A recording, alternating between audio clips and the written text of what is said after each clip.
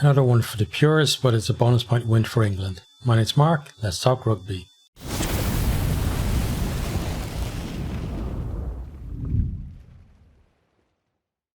England get a bit of luck at the start where, they put through a grubber that's really going nowhere. There's no pressure, but Masarewa knocks it on. It's a 5-metre scrum to England. Really silly error.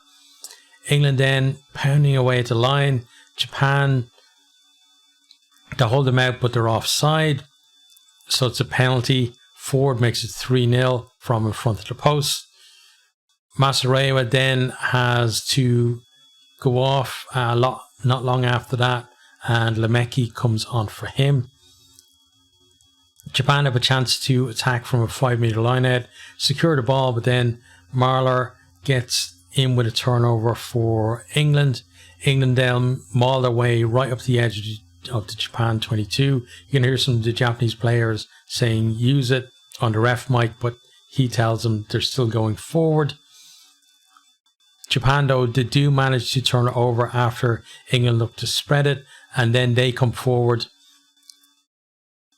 Levis-Gagne with some good carries, and then they're close as they attack on the fringes. Got a penalty advantage. Try a cross kick, but doesn't really work out. Come back for the penalty. Matsuda squares us up at 3-3. England then win a penalty in the scrum, but it gets reversed because the turf comes up. Similar to Samoa versus Chile, we saw that one where just a big kind of clump of turf came up. Japan then, they lock out the scrum on the reset and then charge down the attempted clearance from Ford. I think it was Matsuda who actually did that. England scramble back though, and Mitchell gets them out of jail with a decent kick.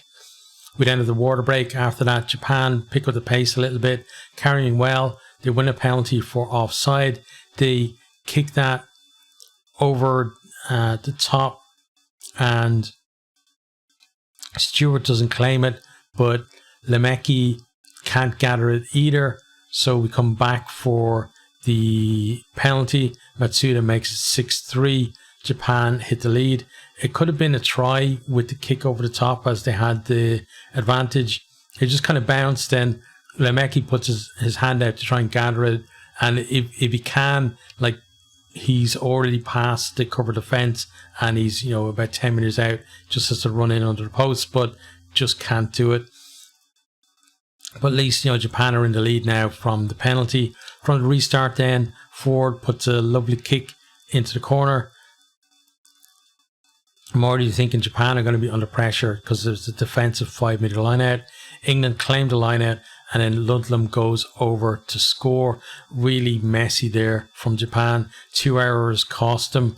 First, there was a poor kick that allowed Ford to kick it into the corner in the first place, and then they just don't secure their own ball on the line out. Ford makes it 10-6 with the conversion. England then win a penalty for a tackle off the ball from Matsuda on Tuilagi. Ford misses this one to the right. Really expected him to get that because his kicking from the tee has been pretty good this tournament so far. Lemeki then gets hit late by May after kicking the ball. It's a penalty from where the ball landed, and Matsuda lands a penalty for 10-9. England then look to attack off a scrum. Some direct running gets them into the 22, but it's sloppy from both teams. First England knock it on, and then Japan then look to run it from the scrum. Matsuda kind of hesitates. He's got 2 players on his outside, but they overrun him as they're not sure when he's going to pass. He then tries to chip over the top, but actually kicks it out on the full. England then win a penalty as Vakatava comes in at the side of the maul that resulted from that line out back. Ford then kicks a penalty into the corner. Itoje, he claims the line out. Then Earls pops it up to Genge. He knocks it on. And, both teams just making too many errors at this stage. England then, they decide to go to direct runners again. And Matsuda is caught offside. Ford slots the penalty for 13-9 at half time, and that, was just such poor handling from both teams in that first half. Into the second half then, Ford puts a lovely kick downfield. England block down the attempted clearance and look to attack, but Jimeno does really well to get over the ball, wins a penalty for Japan. They're able to clear. Nagare then tries an audacious kick over his head, like chipping it over the England defence. They almost reclaim it, but it goes to ground. England then come forward, but they lose the ball forward as well. We then have a great claim from Naikabulu. It was basically a high punt. He runs it back, but then he loses it forward, and Alex Mitchell then kicks the ball over the top from around halfway, but it goes completely dead. Scrum back from Japan. Again, just tons of errors. Japan then look to attack from that scrum, but it's just very static. They do win a penalty though, because Chesham doesn't roll away at the breakdown. Matsuda makes it a 1-point game, 13-12. England then finally do produce something in attack. We have some nice hands across the line. They get it to Ben Earl in space on the wing. A pass from Ford, then basically hits Stewart on the forearm but doesn't go forward. Then it hits Marlowe's head and goes in behind the defence. Laws collects it and he goes over unchallenged to score. Ford adds the extra for 20-12. Like, it was such good play in the build up first of all, and then just a comedy of errors actually lead to an England try. It was just it just kind of sums up the game, and probably this pool and this side of the draw as well. That it's just a case of really poor performance leading to something good in the end. Japan then turn England attack over, and Matsushima makes a great break, but he's got no real support around him. 4 years ago he would have had options on either side, but Japan do get there to retain the ball, but they've got to kind of go again and find that momentum again. But they knock on as they look to break the line into 22. They then have they end up back up their own end. They've got a defensive 5-meter scrum. The ball pops out the back.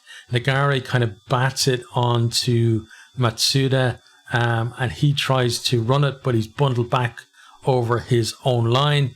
Now it's a 5-meter scrum to England.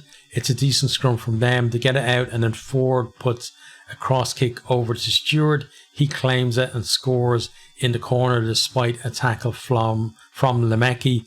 Ford converts from touchline, 27-12. England then to come looking for the bonus point try. Some good carries from Earl and Genge gets them within a few meters. They're pounding away at the line, but Japan are holding them out. They then win a penalty and are able to clear. Very impressive defence from them. They were right on their line and they didn't give away a penalty, and finally got in there to get the penalty for themselves. Japan though then gift the ball back to England, as trying to pass it across the line and just avoiding trouble on themselves. Marchant and Marcus Smith, since they've come on, they've added extra zip to the England attack. England, they win a scrum penalty and then they kick it up the line right to about the just inside the 22. Maybe like it's the last chance for the bonus point. Itoje claims a line out, and then they maul it, and they go to kind of one out runners or skip passes, just kind of trucking it up. Then Ford and Smith combine to get May on the wing.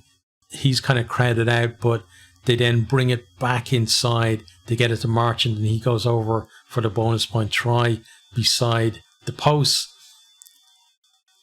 And then Ford adds on the extras here, and the final score is 34-12 to England. So, England, again, not great shakes from them, but it's a bonus point win, and they're pretty much in the quarterfinals. You can't really see them not making the quarterfinals from this position in the pool. They've beaten Argentina with 14, And, the other rivals you would have said, looking at least the draw, would have been Japan in this. You've got Samoa in there as well, who could still upset the apple cart, but you're probably expecting them really to be fighting it out now, between Argentina, Japan, and Samoa for that second spot going into the quarterfinals with England. So whatever about, the performances in terms of quality or, attacking intent or anything like that, they're getting the job done. They've, the defense has still, been solid. Japan didn't get, too many chances to score tries in this at all. They had to kind of stick to scoring in threes, and going forward again, England, there's signs there that they could click at some point in the tournament. They haven't been doing it yet, but again, they did look a bit better with Marchant on there rather than Tuilagi in the midfield, and Marcus Smith as well as the second ball player in there too. So, although it's not quality rugby, it's effective rugby. And, if England managed to get to the final and win that, nobody's going to write on the trophy like that they did it, playing boring rugby, or, playing in, not being able to attack as we've seen other teams. It's just going to be their trophy. So, you can't really fault them for that, for taking the wins. And, Japan were not great shakes either. Japan, they've looked poor coming into the tournament. They won against Chile, but they were kind of unconvincing in that game as well. And here, they're trying to play as the 2019 Japan team did, trying to play with, expansive game, keeping the ball alive, going quickly, tapping penalties and stuff like that. But they don't have the players anymore to do that. They don't have the skills anymore either to do that. Like when they break, they don't have the support players there for the offload to keep the ball alive. When they are going quickly as well, sometimes they're running directly into the opposition. They're just running it up the guts, and they're not looking to attack space anymore. So, we saw two teams here that are in poor form, but one of them is finding a way to win to win the important games, and it leaves Japan now in that three-way fight to try and make it into the quarterfinal. And I'm not sure, if they've shown enough to get through there. At the moment, you would probably say that Samoa are maybe in pole position for that, but that can change, through the games, because still Japan have to play both Samoa and Argentina, and Samoa have to play Argentina and England. So there's plenty more to play for in this pool, but I'm almost certain England are through to the quarterfinal at this stage.